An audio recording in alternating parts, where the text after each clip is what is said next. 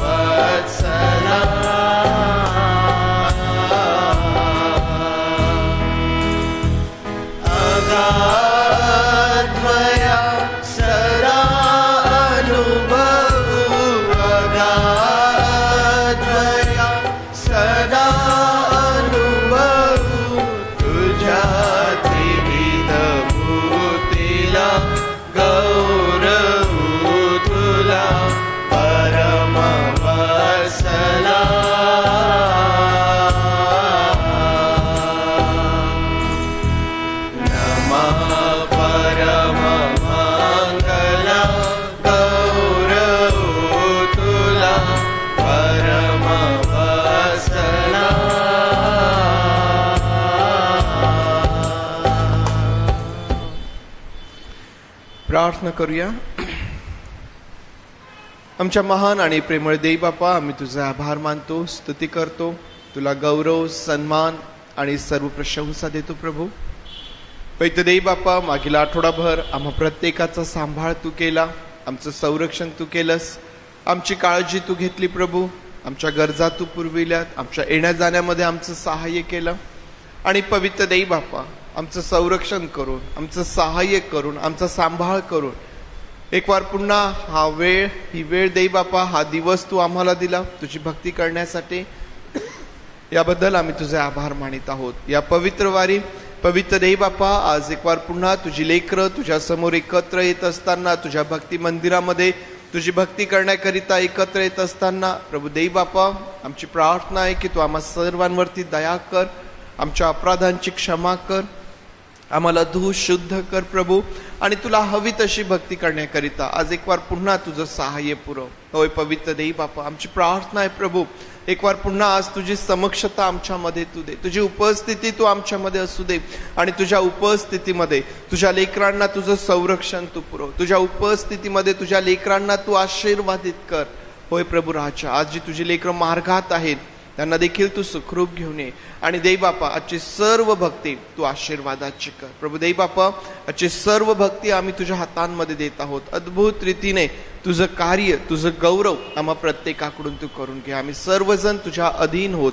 प्रार्थना आमचा प्रभू येशू याच्या नावात मागतो म्हणून तू ऐक. आमेन आमेन. बसूया आपण. उपासना संगीतामधून 34 नंबरचं जे गीत आहे आपल्या सर्वांना येईल, हे गीत गात आपण भक्तीमध्ये पुढे जाऊया. देव माझा पाळणारा, नाही उणे पडणे, दुःख तो निवारणारा, नाही पीडा लागणे.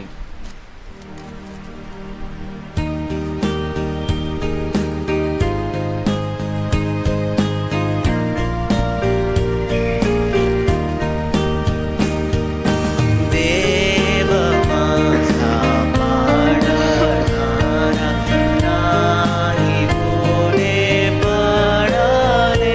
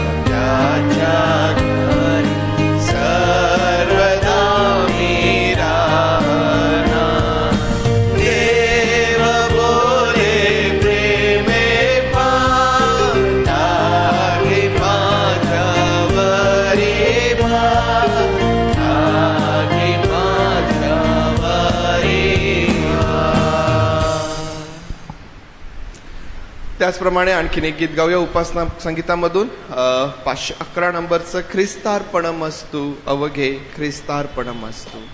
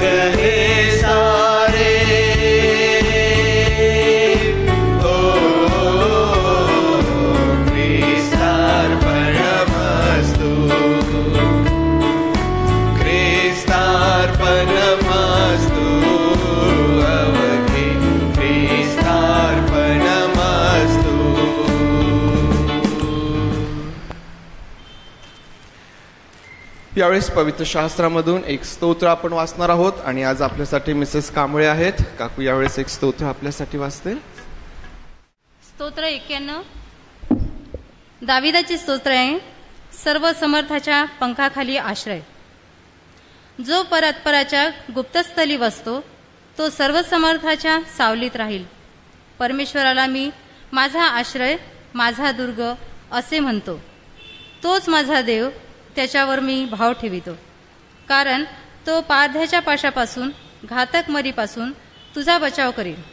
तो तुझ्यावर पाखर घालील, त्याच्या पंखाखाली तुला आश्रय मिळेल. त्याचे सत्य तुला ढाल व कवच आहे. रात्रीच्या समयीचे भय, दिवसा सुटणारा बाण, काळोखात फिरणारी मरी, भर दुपारी नाश करणारी पटकी, यांची तुला भीती वाटणार नाही. तुझ्या बाजूस सहस्रावधी पडले, तुझ्या उजव्या हातास लक्षावधी पडले, तरी ती तुला भिडणार नाही. मात्र तुझ्या डोळ्यांना ती दिसेल आणि दुर्जनांना प्राप्त होणारे प्रतिफळ तुझ्या दृष्टीस पडेल. कारण परमेश्वर माझा आश्रय आहे असे म्हणून तू परात्पराला निवासस्थान केले आहे. म्हणून कोणतेही अरिष्ट तुझ्यावर येणार नाही, कोणतीही व्याधी तुझ्या तंबूजवळ येणार नाही. कारण तुझ्या सर्व मार्गात तुझे रक्षण करण्याची तुझ्याविषयी तो आपल्या दिव्यदूतांना आज्ञा देईल. तुझ्या पायांना धोंड्याची ठेस लागू नये म्हणून ते तुला आपल्या हातावर झेलून धरतील. तू सिंह व नाग यांच्यावर पाय देऊन चालशील. तरुण सिंह व अजगर यांना तुळवीत चालशील. माझ्यावर त्याचे प्रेम आहे म्हणून मी त्याला मुक्त करीन. त्याला माझ्या नावाची जाणीव आहे म्हणून मी त्याला उच्चस्थळी सुरक्षित ठेवीन. तो माझा धावा करील तेव्हा मी त्याला उत्तर देईन. संकट समयी मी त्याच्या जवळ राहील.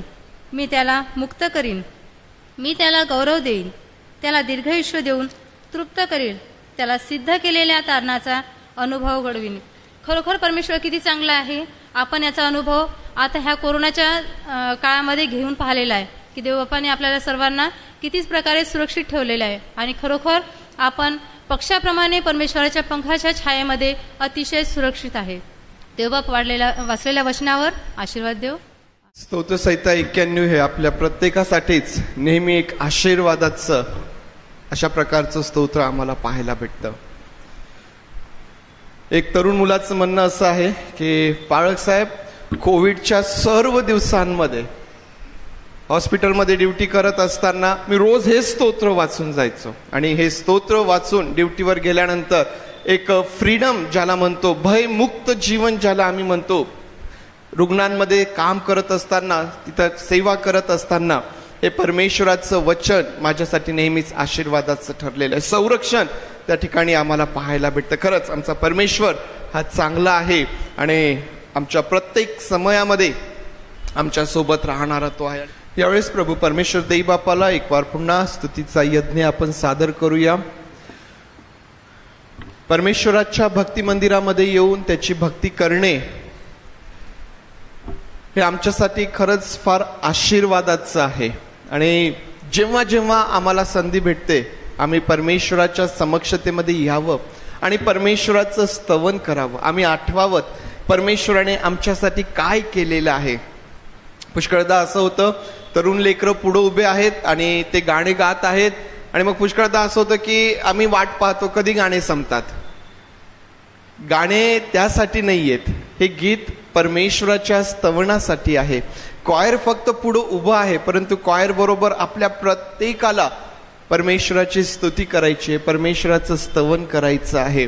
आणि ज्यावेळेस आम्ही आमच्या जीवनामध्ये परमेश्वराने केलेल्या त्या अद्भुत कार्यांचं, कृत्यांचं स्मरण करतो, आठवण करतो, त्यावेळेला आपोआप आमचं अंतःकरण देखील परमेश्वराच्या स्तुतीने भरतं आणि आम्ही देखील त्या गीतांच्या द्वारे आपल्या ओठांचं स्तुतिरूपी फळ सादर करतो. आणि म्हणून आज पुन्हा आपल्या सर्वांना संधी आहे, आपल्या जीवात जीव आहे, मोठ्या आनंदाने उल्हासाने परमेश्वराचं स्तवन करूया. क्वायर पुढे येईल आणि क्वायर बरोबर आपण सर्वजण मिळून त्या प्रभू देई बापाला मोठ्या आनंदाने हा स्तुतीचा यज्ञ सादर करूया. क्वायर यावेळेस पुढे येईल.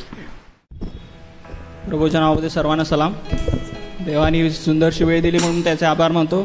यावेळेस काही गीताद्वारे देवाचं गौरव आपण करूया. गजर संग्रह गीत नंबर 16, देवा तू दयाळू फार, हे गीत आपण देवाच्या गौरवासाठी गाऊया.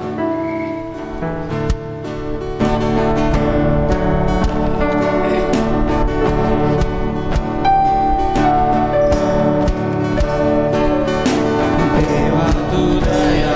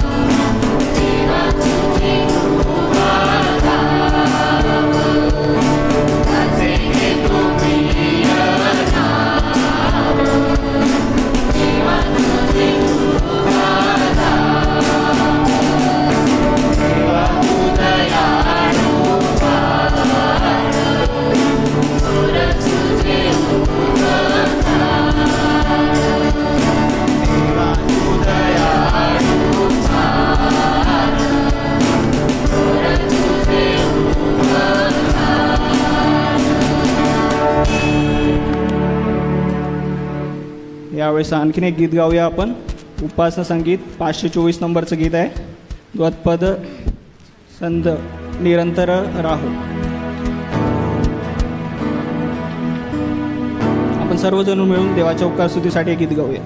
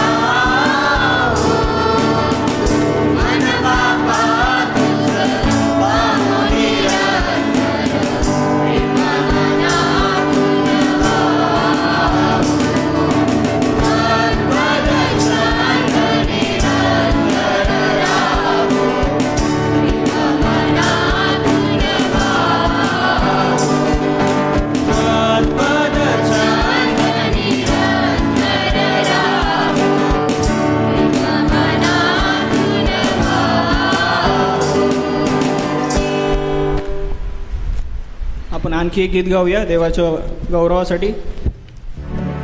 भजो नाम जपो नाम प्यारा नाम येशू नाम.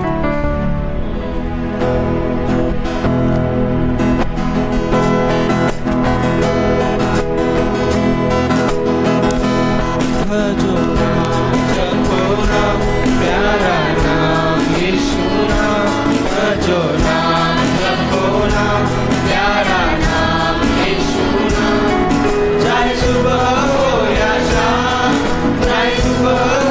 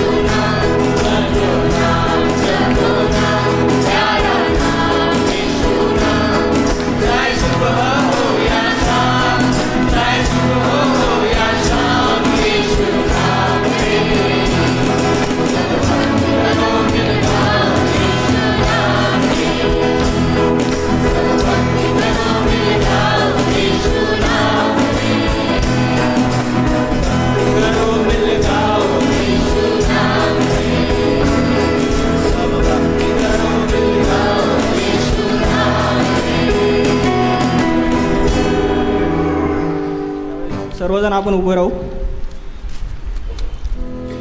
पुन्हा एकदा आपण नव्याने आता जे गाणं म्हटलं तेच पुन्हा एकदा नवीन उत्साहाने आपण जोरदार टाळ्या वाजून पुन्हा एकदा हे गीत गाऊया.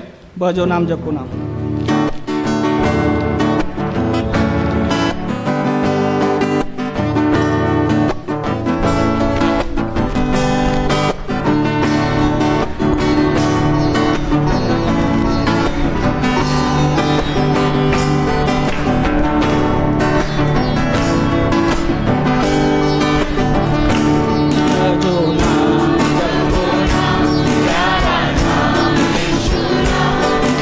Jai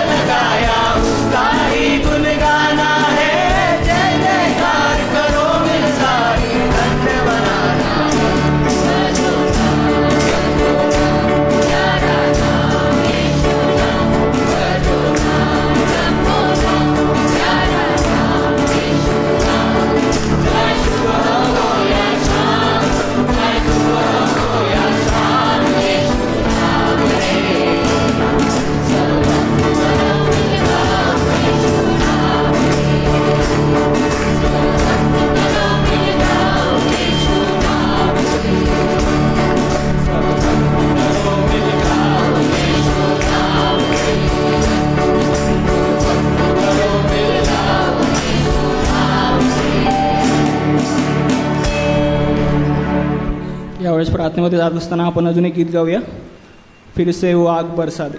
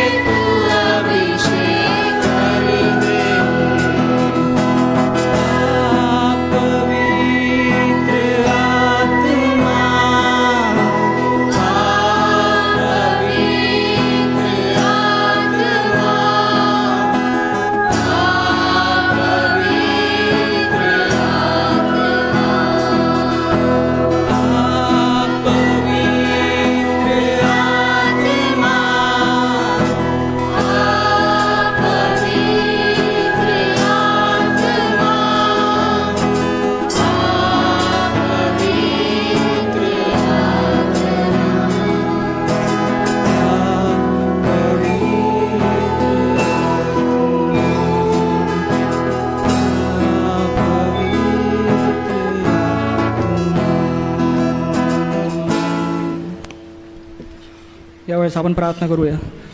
आकाश व पृथ्वीचे सुंदरशे निर्माण करता देवप्पा, तू आम्हाला इथं घेऊन आलास म्हणून तुझे आभार मानतो.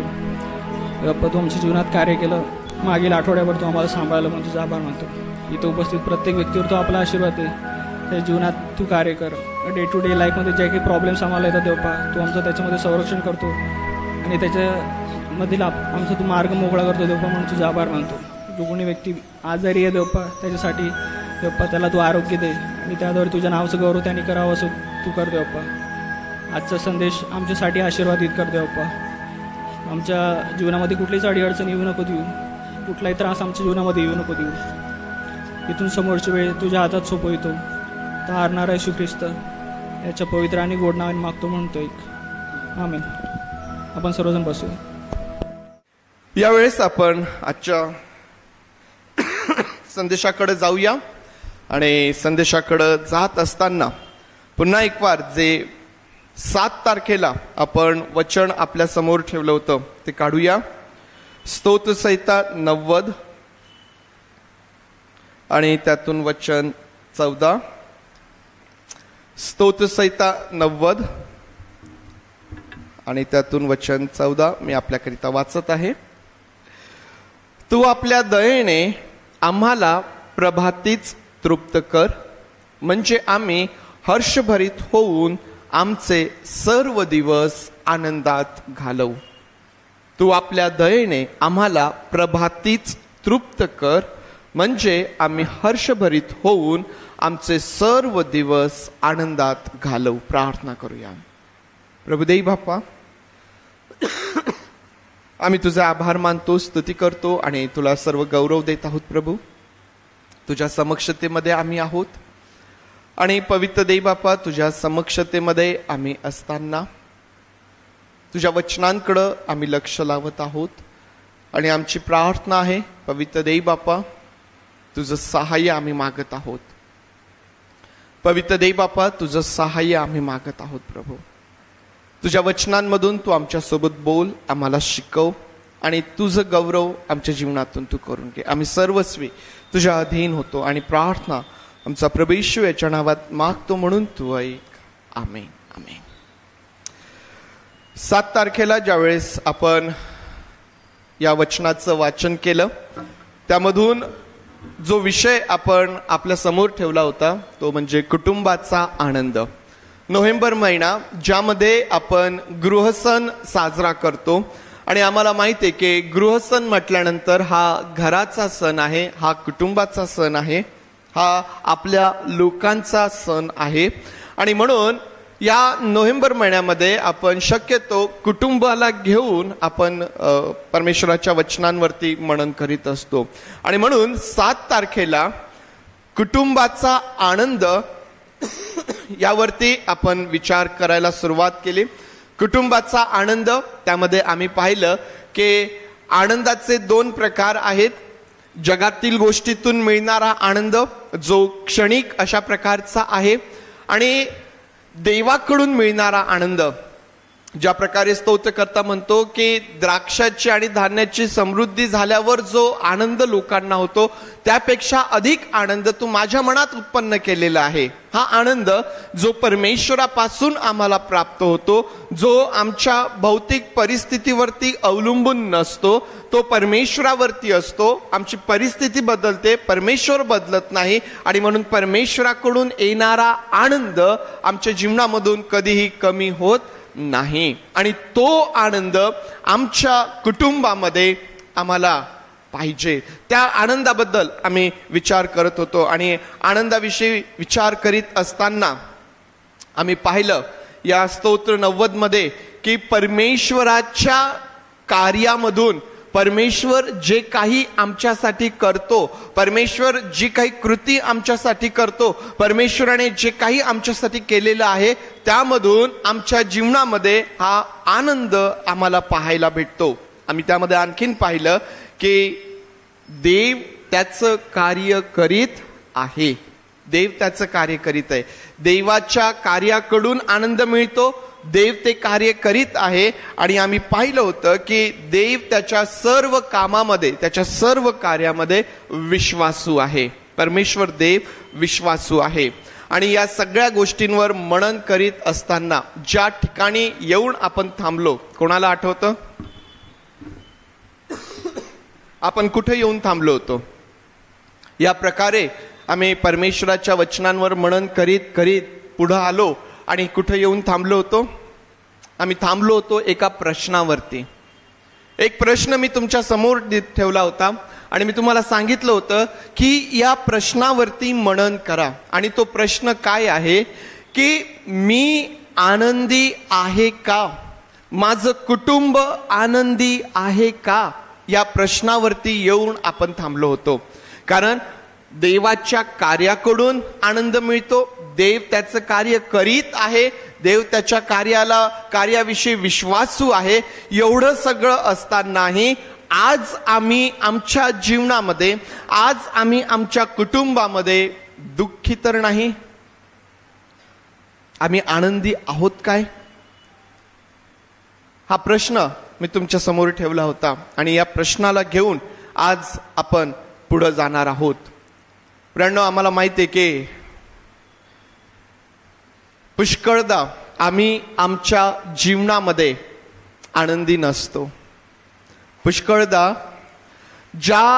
जो आनंद म्हणून आम्ही पाहतो, ज्या कुठल्या गोष्टींमधून आम्ही आनंद घेण्याचा प्रयत्न करतो, प्रियांनो, त्या जगातल्या गोष्टी असतात. आणि या जगातल्या गोष्टींपासून काही वेळ आम्ही आनंद प्राप्त करण्याचा प्रयत्न करतो, परंतु तो क्षणिक आहे. आणि मग आम्हाला दिसून येतं की आमच्या जीवनामध्ये, आमच्या कुटुंबामध्ये वेगवेगळ्या प्रकारचे प्रश्न आहेत, वेगवेगळ्या प्रकारच्या अडचणी आहेत, वेगवेगळ्या प्रकारचे संकट आहेत. लहान लेकरांना घेऊन, तरुण लेकरांना घेऊन, वयोवृद्धांना घेऊन, पती पत्नींना घेऊन वेगवेगळ्या प्रकारच्या परिस्थितींना आम्ही आमच्या कुटुंबांमध्ये पाहतो. का? याचं कारण काय आहे? का असं आहे? देव विश्वासू असतानाही का कुटुंब आनंदी राहत नाही? का कुटुंब दुःखी राहतं? प्रियांनो, याचे काही कारण आज आपण पाहणार आहोत. आणि त्यामध्ये जे पहिलं कारण आज मी तुमच्या समोर ठेवत आहे की देव विश्वासू असतानाही का आज आम्ही आमच्या जीवनामध्ये आनंदी राहत नाही? त्याचं पहिलं कारण आहे आमच्या स्वभावामधील अशक्तपणा. आमच्यामध्ये जो अशक्तपणा आहे, त्यामुळं आम्ही आमच्या जीवनामध्ये, आम्ही आमच्या कुटुंबामध्ये आनंदी राहत नाही. तुम्ही पहा, अगदी साधं आहे. कधी कधी आपल्या घरामध्ये समृद्धी असते है ना, सगळं काही विपुल प्रमाणात असते. आम्हाला जे आवडतं, जे रुचकर लागतं, ते अन्न आमच्या घरामध्ये शिजलेलं असतं. परंतु जर आम्ही आजारी आहोत, तर घरामध्ये कितीही रुचकर अन्न बनू द्या, ते गोड लागतं का?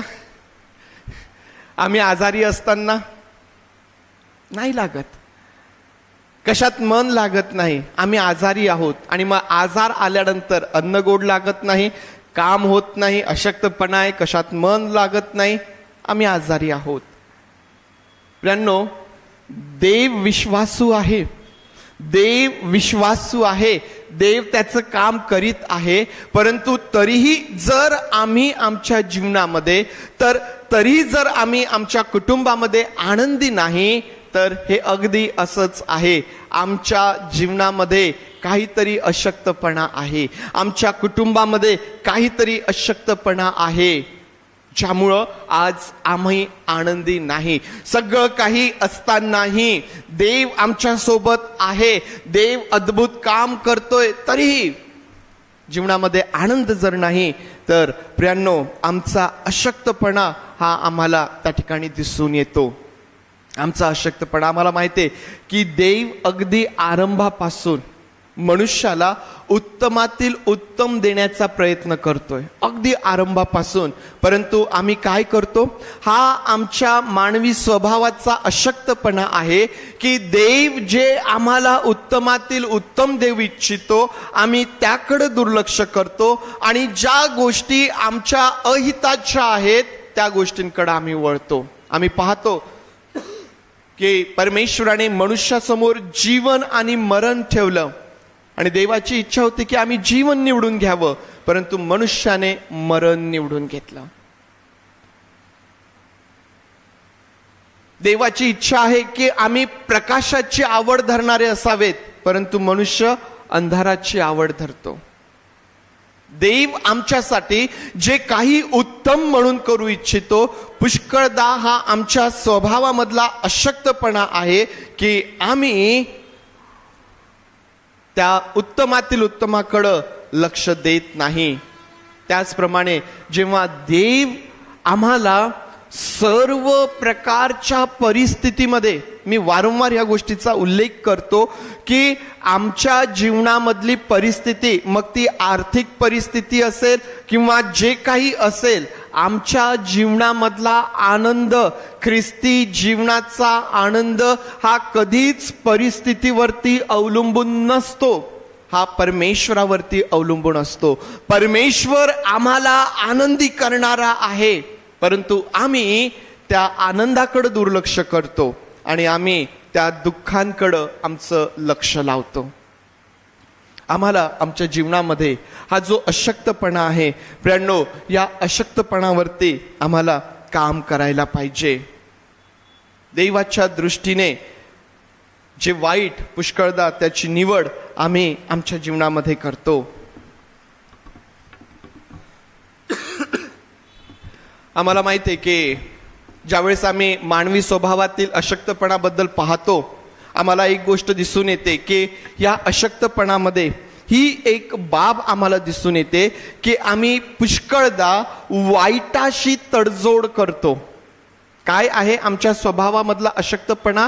आम्ही वाईटाशी तडजोड करतो. आता तुम्ही पहा, जगाकडे ज्यावेळेस आम्ही पाहतो, लबाडी करणं, चुगली करणं, फसवणूक करणं, या गोष्टी जगाच्या दृष्टीने वाईट नाहीये. जगाच्या दृष्टीने या गोष्टी कशा आहेत माहिती आहे? हुशारीच्या गोष्टी आहेत. किती हुशार आहे, कसं लगेच फिरवलं, कसं लगेच फसवलं, कसा माझा फायदा मी करून घेतला, मी इतकं सुंदर खोटं बोललो की पुढच्याला समजलंच नाही. मानवी बुद्धीची हुशारी जी आहे, जग त्याकडं त्या दृष्टीने पाहतं.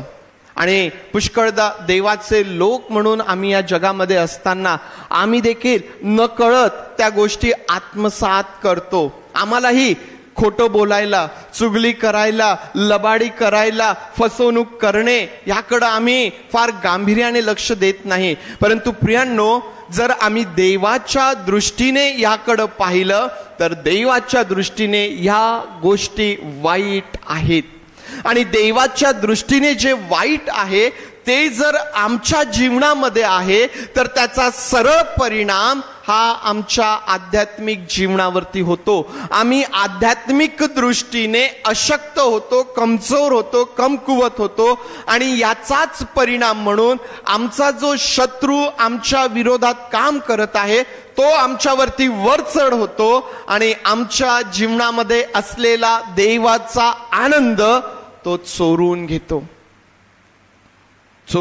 प्रियांनो, ज्यावेळेस आम्ही वाईटाबरोबर तडजोड करतो, जेव्हा आम्हाला वाईटाबद्दल काहीही वाटत नाही, आम्ही सहज त्यामध्ये आम्ही ज्यावेळेस वावरतो, प्रियांनो, न कळत त्याचा सर्व परिणाम आमच्या जीवनावरती होत असतो.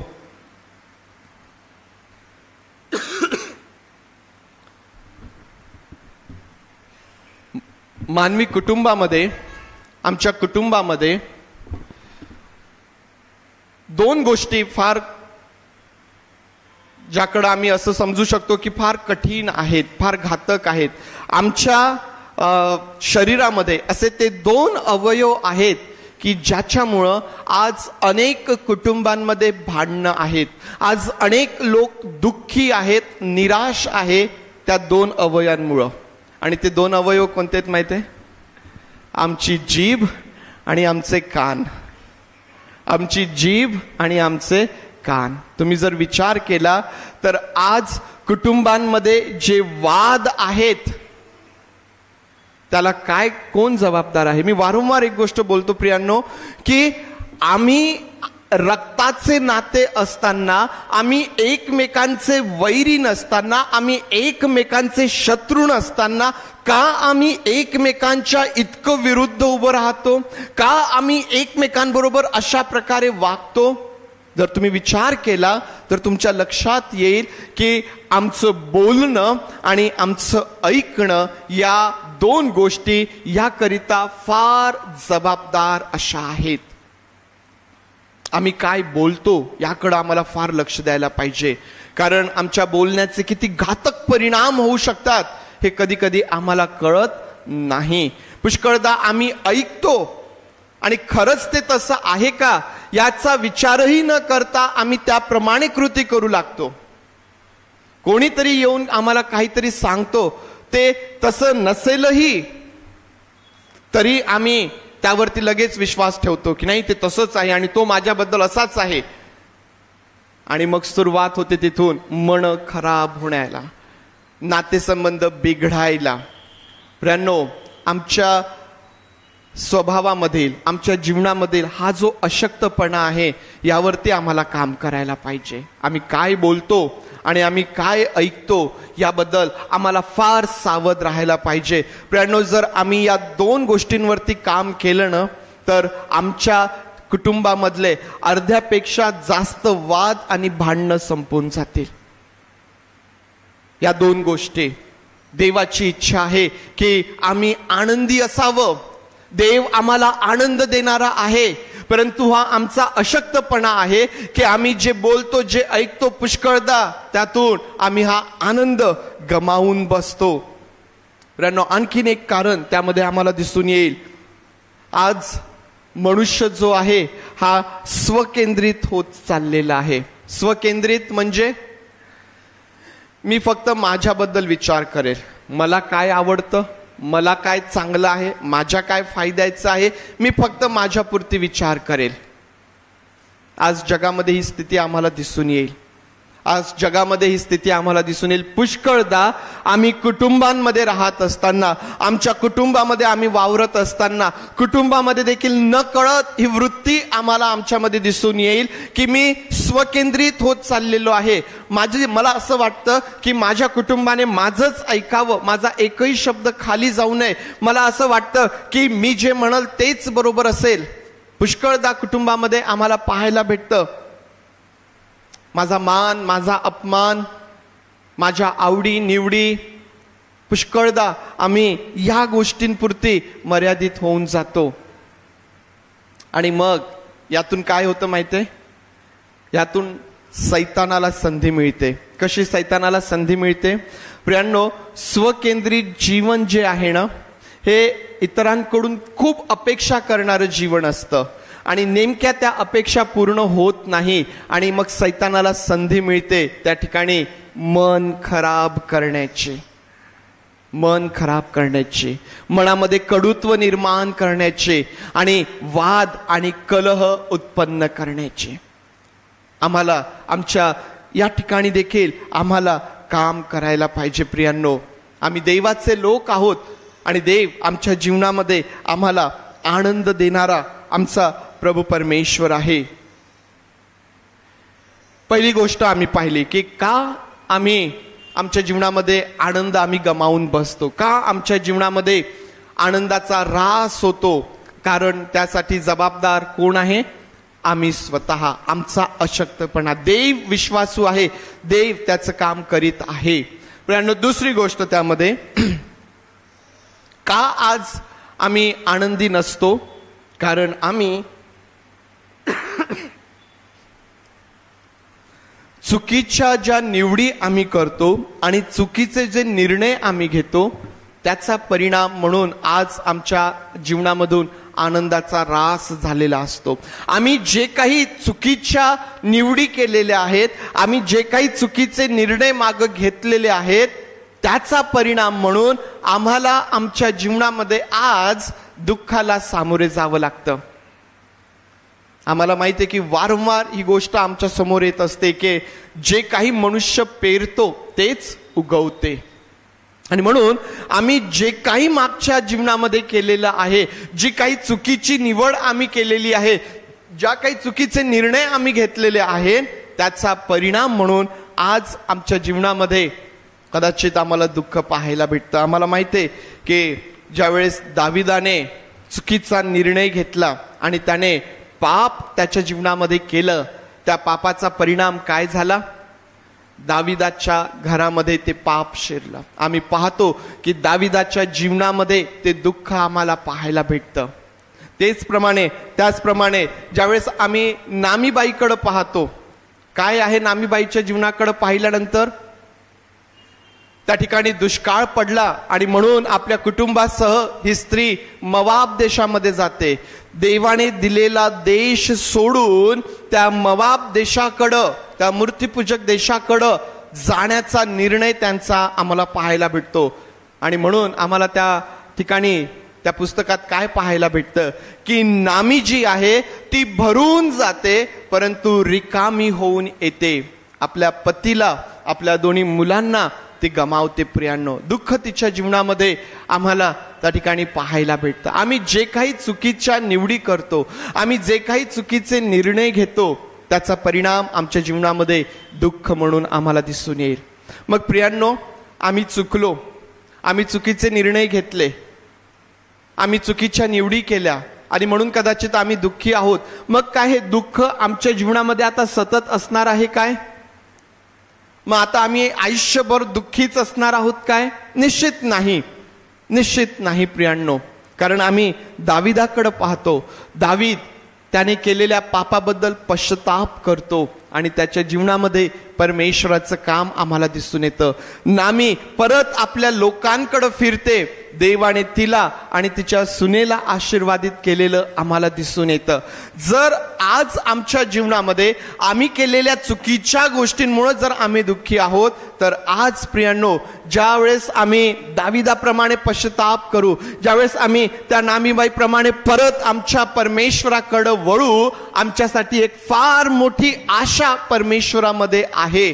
परमेश्वरामध्ये आमच्यासाठी फार मोठी आशा आहे की तो आमच्या जीवनामधलं सर्व दुःख नाहीसं करून तो दैवी आनंद आम्हाला देणारा आमचा परमेश्वर आहे. त्या दैवी आनंदाने आम्हाला भरून काढणारा तो आमचा परमेश्वर आहे. देवाच्या लोकांनो, सर्व आनंदाचा उगम ज्याच्यापासून आहे तो तुमचा आणि माझा परमेश्वर आहे. तरीही आम्ही दुःखी असावं, तरीही आमच्या कुटुंबाने दुःखी असावं? आम्हाला यावरती विचार करायला पाहिजे प्रियांनो. तिसरीची बाब यामध्ये आम्हाला दिसून येईल का आज आमच्या कुटुंबांमध्ये भांडणं आम्हाला दिसून येतात, का आज आमच्या जीवनामध्ये आनंदाचा ऱ्हास आम्हाला दिसून येतो. त्याचं तिसरं कारण प्रियांनो, आमचा जो प्रभू येशू ख्रिस्तावरील विश्वास आहे आणि प्रभू येशू ख्रिस्ताची जी शिकवण आहे ती आम्ही योग्य रीतीने आत्मसात केलेली नाही. काय आहे तिसरं कारण? प्रभू येशू ख्रिस्तावरचा आमचा विश्वास आणि प्रभू येशू ख्रिस्ताची शिकवण आम्ही योग्य रीतीने आत्मसात केलेली नाही. जेव्हा आमचा विश्वास आणि प्रभूची शिकवण ज्यावेळेस ही फक्त बोलण्यापुरती मर्यादित झालेली आहे, त्यावेळेस आम्हाला ही परिस्थिती पाहायला भेटते प्रियांनो. त्यावेळेस आम्हाला ही परिस्थिती पाहायला भेटते. पुष्कळदा एक सहज आणि कॉमन उत्तर या दिवसांमध्ये आपल्याला ऐकायला भेटतं. का कुटुंबांमध्ये भांडणं आहेत, का वाद आहेत? कारण पाळक साहेब, शेवटच्या दिवसांमध्ये प्रीती थंडावेल. कॉमन उत्तर आहे, बरोबर. सहज आम्ही सांगतो की पाळक साहेब, हे शेवटचे दिवस आहेत आणि शेवटच्या दिवसामध्ये असंच होणार आहे. शेवटच्या दिवसामध्ये प्रीती थंडावेल. परंतु प्रीती थंडावण्याचं कारण माहितीये काय आहे? प्रीती थंडावण्याचं कारण आहे अनितीची वाढ. अनिती वाढल्यामुळे प्रीती थंडावते. जर आम्ही प्रभू येशू ख्रिस्तावरचा आमचा विश्वास आणि त्याची शिकवण ही बोलण्यापुरती मर्यादित करून ठेवलेली आहे, तर मग आमच्या जीवनामध्ये कदाचित अनितीची वाढ होऊ शकते. प्रियांनो, या शेवटच्या दिवसांमध्ये जगामध्ये अनिती वाढणार आहे, वाईट वाढणार आहे आणि जगामध्ये प्रीती थंडावणार आहे. परंतु जर ख्रिस्ती जीवनामध्ये, ख्रिस्ती कुटुंबामध्ये, ख्रिस्ती मंडळांमध्ये जर प्रीती थंडावते, तर याचा सहज अर्थ हाच आहे की आम्ही आमच्या प्रभू येशू ख्रिस्ताच्या शिकवणुकीला आत्मसात केलेलं नाहीये.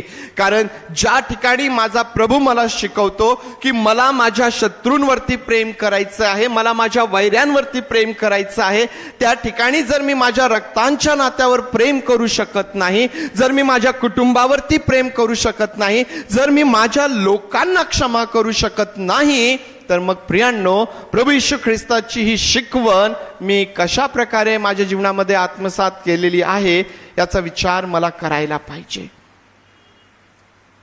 प्रीतीचा अभाव, क्षमेचा अभाव, सहनशीलतेचा अभाव याचा परिणाम आज कुटुंबांमध्ये वाद, कलह आणि आनंदाचा ऱ्हास आम्हाला दिसून येतो. प्रियांनो, आज परमेश्वराची इच्छा आहे की तो तुम्हाला आणि मला आपल्या जीवनामध्ये सर्व प्रकारच्या आनंदाने भरून काढणारा परमेश्वर आहे. तुमच्याकडं पैसा असो अथवा नसो, तुम्ही आनंदी असाल. तुम्हाला आजार असो किंवा नसो, तुम्ही आनंदी असाल. तुमच्या जीवनामध्ये तुम्ही एकटे आहात किंवा ज्या कुठल्या स्थितीमध्ये तुम्ही आहात, ज्या कुठल्या संघर्षांना तुम्ही तोंड देत आहात, प्रियांनो, या सगळ्या गोष्टी असतानाही तुम्ही आनंदी असणार आहात. कारण तुमचा आणि माझा आनंद हा परमेश्वरावरती अवलंबून आहे, परमेश्वरावरती अवलंबून आहे.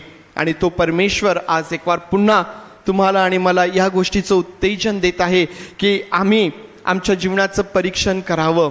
आमच्या स्वभावामध्ये, आमच्या जीवनामध्ये काही अशक्तपणा आहे काय, आम्ही तो पाहावा.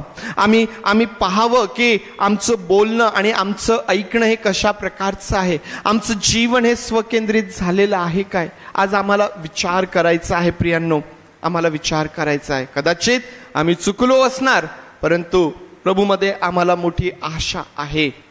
या आपले डोळे यावेळेस आपण बंद करूया आणि आज जे परमेश्वर देवबापाचं वचन आमच्यासाठी आहे,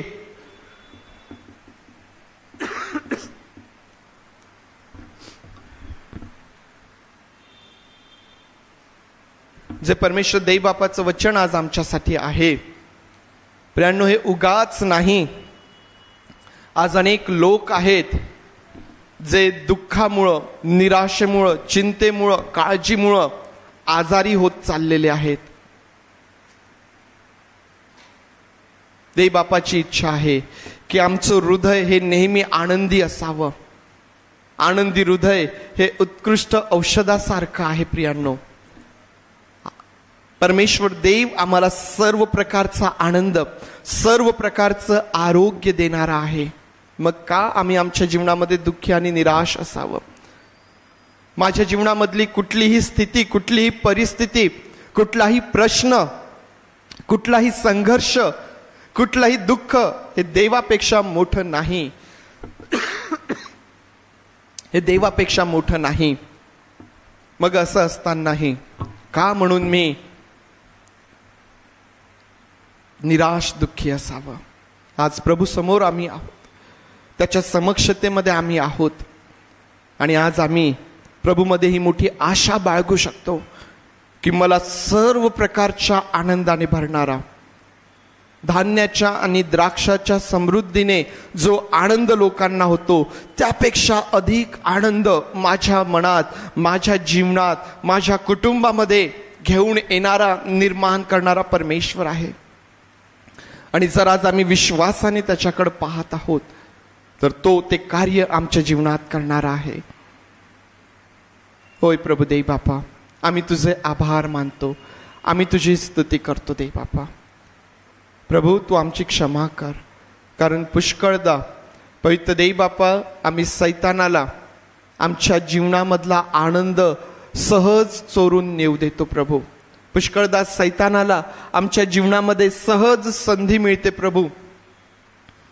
हा शत्रू जो शोधत फिरत राहतो, पवित्र देव बापा त्याच्या समोर स्थिर राहण्यासाठी, पवित्र देव बापा आमच्या जीवनामध्ये, आमच्या आध्यात्मिक जीवनामध्ये सर्व अशक्तपणातून नाही साकार आणि तुझं गौरव तू करून घे प्रभू, तुझं गौरव तू करून घे. आज माझी प्रार्थना आहे प्रभू, पवित्र देव बापा या मंडळीतील प्रत्येक व्यक्ती, प्रत्येक कुटुंब पवित्र देव बापा सर्व प्रकारच्या आनंदाने भरलेलं असावं, सर्व प्रकारची शांती प्रत्येक कुटुंबामध्ये असावी आणि पवित्र देव बापा या प्रत्येकाच्या द्वारे तुझं गौरव व्हावं, तुझं गौरव व्हावं प्रभू.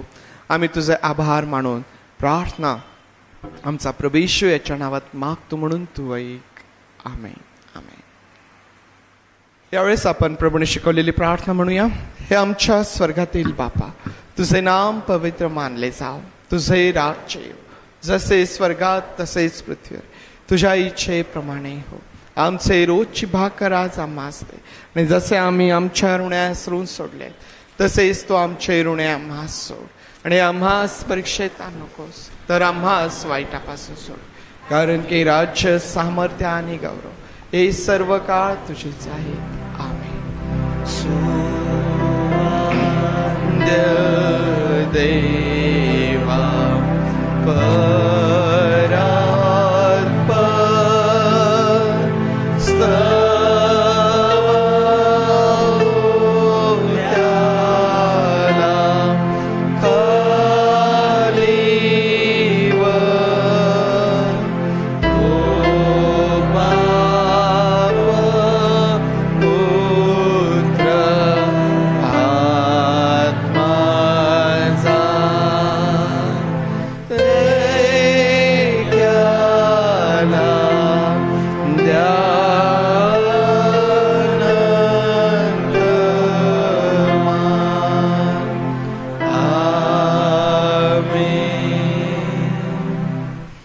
प्रभू येशू ख्रिस्ताची कृपा, देव बापाची प्रीती आणि पवित्र आत्म्याची सुसंगती तुम्हा बरोबर प्रभू येशू ख्रिस्त येईपर्यंत सदोदित असो.